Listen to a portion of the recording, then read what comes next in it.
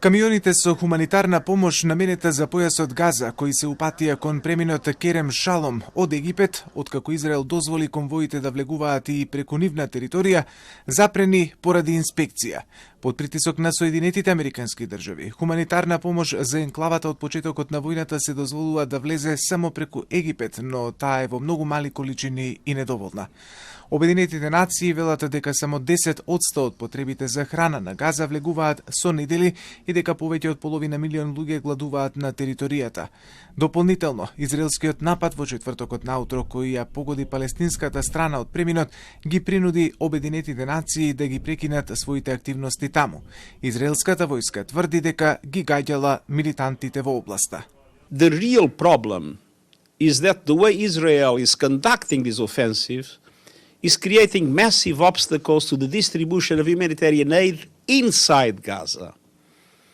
An effective aid operation in Gaza requires security, staff who can work in safety, logistical capacity, and the resumption of commercial activity.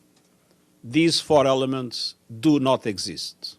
Во услови на зголемен глобален гнев поради големиот број цивилни жртви и продлабочувањето на хуманитарната криза во енклавата, Соединетите Американски држави се воздржаа од гласањето во Советот за безбедност на Обединетите нации, дозволувајќи да се усвои резолуцијата поднесена од Обединетите Арапски Емирати. Соединетите Американски држави резолуцијата ја нарекоа трошка надеж. This council provided a glimmer of hope amongst a sea of unimaginable suffering. Today, this council called for urgent steps to immediately allow safe, unhindered, and expanded humanitarian access, and to create the conditions for a sustainable cessation of hostilities. Меѓувреме, продолжуваат насилствата. Израел и утрово ги продолжи разорните бомбардирања на енклавата која е прекриена со облаци од Чад.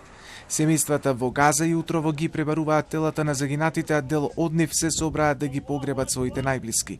Бројот на загинати палестинци во војната помеѓу Израел и Хамас достигна мрачна пресвртница од 20.000 смртни случаи, што пак представува речиси 1% од населението на територијата. في مقاومة في البيت هذا؟